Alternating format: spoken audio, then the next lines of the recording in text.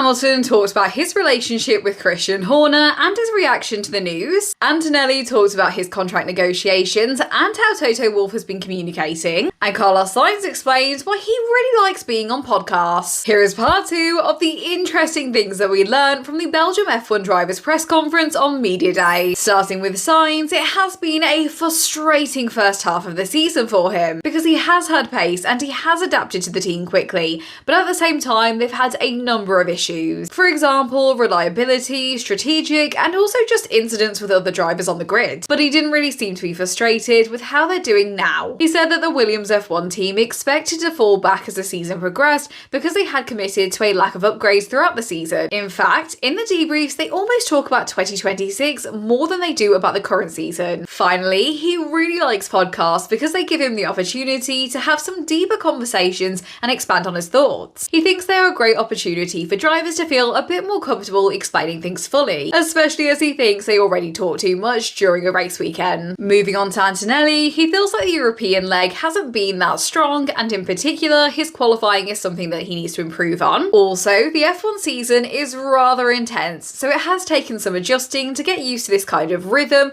especially when it comes to energy management. As I expected, Antonelli was asked about his contract negotiations. Antonelli said that he has never really been worried because he knows the expectations from the team, and also Toto's been clear recently. Finally is Hamilton. He said that the recent shoot day was simply a day for filming, no testing went on. I got the sense that he was trying to say that it's kind of relieving when he finds out that Ferrari are bringing upgrades, because there are other teams such as Red Bull and Mercedes who will bring smaller upgrades but they're there every single weekend. So when Ferrari bring them, they are more sporadic and they are in bigger chunks. When asked about what he's been doing between Silverstone and Spa, Hamilton said that he's basically been trying to push the team as much as he can through things like having meetings and also sending out documents. And the reason why he's been doing all of this is because he sees real potential in the team. It's just that not all of the organisation is firing on all of the cylinders that they need to be. He pointed out that Ferrari have had World Championship winning drivers, and yet they didn't win their championships with Ferrari, but he refuses for that to be the case with him. Finally, he said that when he's away from a race weekend,